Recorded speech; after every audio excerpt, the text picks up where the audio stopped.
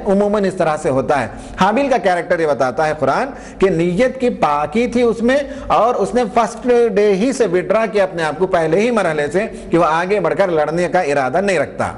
پانچواں کیریکٹر اس کی زندگی میں معلوم ہوتا ہے کہ خدا کا خوف، اور اس نے کہا کہ میں اللہ تعالیٰ سے ڈرتا ہوں، انی اخاف اللہ رب العالمین، رب عالمین سے میں ڈرتا ہوں۔ اور جو بندہ اللہ تعالیٰ سے ڈرے گا وہ اپنے بھائی کے ساتھ کبھی ناروا سلوک نہیں کر سکتا، بد سلوکی کا رویہ اختیار نہیں کر سکتا۔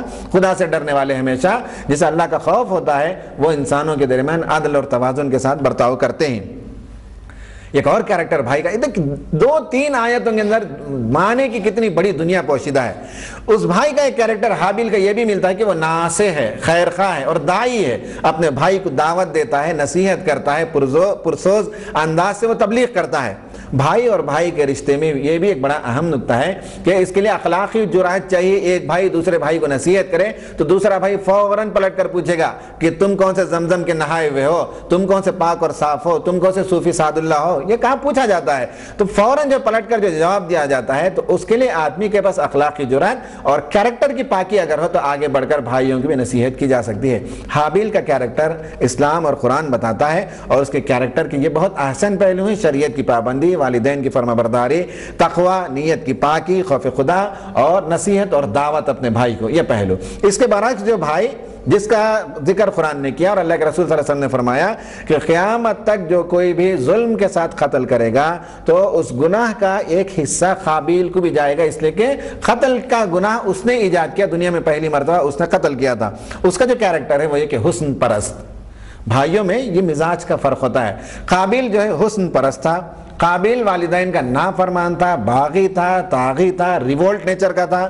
تیسرا اس کا یہ تھا کہ خدا کی ناراضگی سے واقفیت اسے ہو گئی، خدا نے اس کی قربانی کو قبول نہیں کیا، یہ اسے واقفیت ہونے کے باوجود اس نے بھائی پر دست دراز کی، بھائی پر اس نے حملہ کیا۔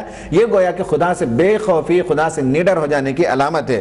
اور اس کے بعد نصیحت کے لیے اس نے دل کے دروازے سب بند کر رکھے تھے اور بھائی کی کسی نصیحت کو اس نے قبول نہیں کیا۔ اس واقعے سے یہ پہلو ملتے ہیں کہ بھائی اور بھائی کے درمیان کبھی بھی جو ہے حسن پرستی کے معاملے میں، والدین کی نافرمانی کے معاملے میں، خدا کی ناراضگی کا احساس ہو جائے تو ان سب معاملے سے چوکنا رہنا چاہیے، ورنہ قابیل کا کیریکٹر ہم اپنے اندر پیدا کر لیں گے۔ یہ قرآن نے حابیل و قابیل کا قصہ ایک جگہ پیش کیا اور یہ تفصیلات ہیں۔ دوسرا بھائی اور بھائی کے درمیان یہ تو رقابت کا ہے، یہ تو ناخوشگوار تعلقات کا ہے، یہ تو چپقالش کے تعلقات ہیں۔ خوشگوار تعلقات کی ایک اور مثال قرآن مجید پیش کرتا ہے، وہ ہے حضرت موسیٰ علیہ السلام اور حضرت ہارون علیہ السلام کا کیریکٹر۔ حضرت موسیٰ علیہ السلام کے بارے میں قرآن نے کئی جگہ یہ قصہ نقل کیا ہے، اور یہ ہم اس وقت آپ کو جو سنا رہے ہیں وہ سورہ طٰہٰ کی آیتیں ہیں۔ سورہ طٰہٰ کی آیتیں 29 سے 36 تک کی آیتوں میں اللہ تعالیٰ نے اس واقعے کو نقل کیا کہ اللہ تعالیٰ نے حضرت موسیٰ علیہ السلام کو کوہ طور پر بلایا اور نبوت سے سرفراز کیا، اور اس کے بعد حضرت موسیٰ علیہ السلام کو احساس ہوا کہ وقت کے دنیا کے سب سے بڑے طاغی اور باغی، سب سے بڑے ظالم اور جابر حکمران کے ساتھ انہیں مقابلہ ہے، اور وہ نہتے اور اکیلے یہ کام کر جائیں، اس سے انہیں گویا کہ تھوڑا سا خوف اور تردد ہو رہا تھا۔ فوراً انہیں اللہ تعالیٰ کی حضور دعا کی اور یہ کہا کہ رب اشرح لی صدری ویسر لی امری واحلل عقدۃ من لسانی یفقہوا قولی، پروردگار میں جا کے بات کروں گا فرعون کے دربار میں، مجھے میرا سینہ کھول دے، مجھے شرح صدر عطا فرما، میری زبان کی لکنت کو دور فرما دے، مجھے زبان و بیان پر قدرت عطا فرما، میری بات فرعون کے دل میں اتر جائے، تاثیر پیدا فرما۔ یہ سب دعا کرنے کے بعد وہ دعا کرتے ہیں وجعل لی وزیرا من اہلی، اے پروردگار میرے خاندان میں سے میرے لیے ایک نائب مقرر فرما، میرا ایک سپورٹر بنا اور میرا ایک معاون تو مقرر فرما۔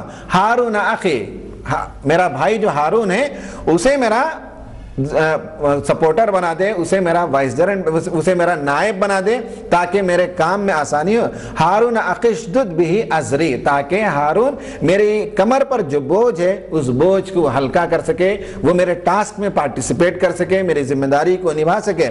واشرکہ فی امری، اور اس دعوت کے کام میں مجھ سے وہ شرکت کر سکے۔ کئی نسبحک کثیرا ونذکرک کثیرا، تاکہ ہم دونوں مل کر خوب تیری تسبیح بھی بیان کریں اور تیرا ذکر بھی بلند کریں۔ خدا کا ذکر کرنے کا ایک مفہوم یہاں جو مفسرین نے لکھا وہ یہ کہ ہم دونوں مل کر فریضہ نبوت کی ادائیگی کر سکیں۔ یعنی انفرادی ذکر ایک ہوتا ہے، اجتماعی طور پر ذکر کا مطلب ہے اللہ کے کلمے کو بلند کرنا۔ تو ہارون کے میرا ساتھی بنا دے، ان کنت بنا بصیرا،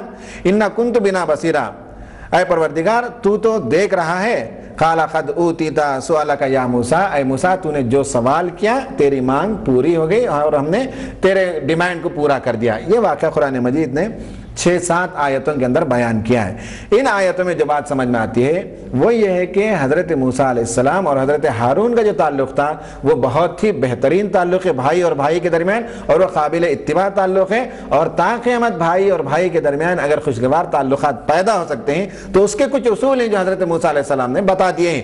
اور اس پر ایک آرٹیکل میں نے پڑھا تھا، مینجمنٹ کے پرنسپلز، حضرت موسیٰ علیہ السلام کی اس تقریر سے، اس گفتگو سے بعض چیزوں کو نکالا ہے لوگوں نے۔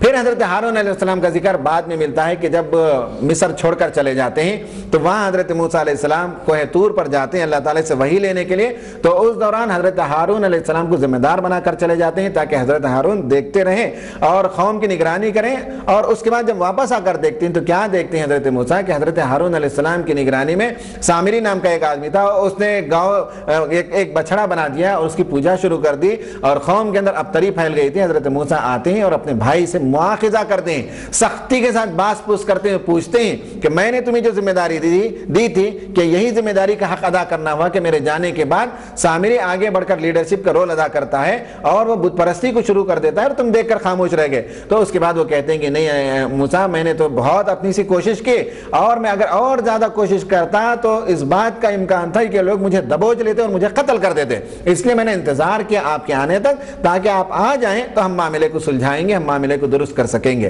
اس طرح سے حضرت ہارون اور حضرت موسیٰ کا اشتراک دعوت کے کام میں ہم کو ملتا ہے۔ اس سے جو باتیں سمجھ میں آتی ہیں ان میں کہ بھائی اور بھائی کے درمیان تعلقات میں خرابی کب آتی ہے؟ جب ایک دوسرے کو ہم نیچا گرانے کی کوشش کرتے ہیں۔ بڑا بھائی چھوٹے بھائی کے خلاف غیبت کرتا ہے، چھوٹا بھائی بڑے بھائی کی کمزوریوں کو گناتا ہے، اس سے جو ہے معاملات میں کشیدگی پیدا ہوتی ہے۔ حضرت موسیٰ علیہ السلام کا اسوہ بتاتا ہے کہ اگر میرا بھائی مجھ سے بہتر صلاحیت کا ہے تو اس کا اپریسیشن ہونا چاہیے۔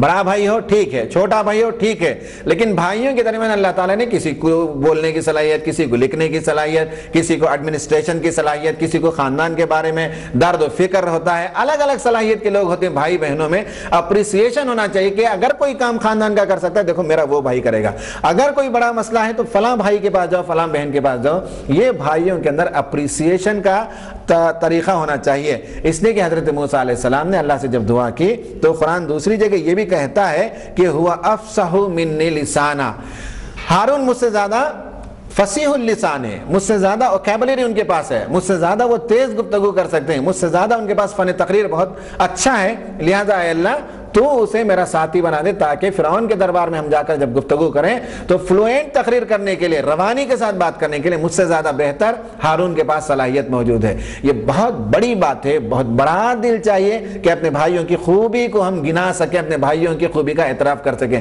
بھائی اور بہنوں کے رشتوں میں ہم عموماً دیکھتے ہیں ایک دوسرے کی خوبی نظر نہیں آتی، صرف خامیاں نظر آتی ہیں۔ بائناکولر لگا کر دیکھتے ہیں کہ فلاں انسیڈنٹ میں، فلاں شادی میں، فلاں دعوت میں، فلاں اس معاملے میں بھائی نے کیا کیا، بھاوج نے کیا کیا، بہن نے کیا کیا۔ ہمارے سامنے ایک فہرست ہوتی ہے ان کی کمزوریوں کی، خوبیوں کو گنانا۔ حضرت موسیٰ علیہ السلام کی اس روایت سے، اس واقعے سے ہمیں معلوم ہوتا ہے کہ ہم ایک دوسرے کی خوبیوں کو جانچیں، پہچانیں، اور اللہ تعالیٰ نے ہر بھائی کے اندر کوئی نہ کوئی خوبی دیا ہے۔ ہم میں سے سب صاحبہ اولاد ہیں اور ہمیں معلوم ہے کہ ہمارے پاس جو اولاد ہیں ان میں سے ایک بیٹے کی خوبی ہوتی ہے تو دوسری بیٹی کی دوسری صلاحیت ہوتی ہے، تیسرا بچہ کسی ایک میدان میں آگے ہوتا ہے۔ ہر بچے کو اللہ تعالیٰ نے خصوصی صلاحیت دی ہوتی ہے، تو لہٰذا یہ اپریسیشن ہونا چاہیے۔ نمبر تو یہ کہ خاندان کے فرد پر اعتماد ہو۔ حضرت موسیٰ نے اعتماد کیا، اور اعتماد کیا تو ہارون پر اعتماد کیا، بجائے اس کے کہ باہر کے فرد پر اعتماد کرے۔ اس کام کو کرنے کے لیے اپنے گھر کے اندر سے ایک قابل اعتماد فرد کو تلاش کیا اور آگے نکالا۔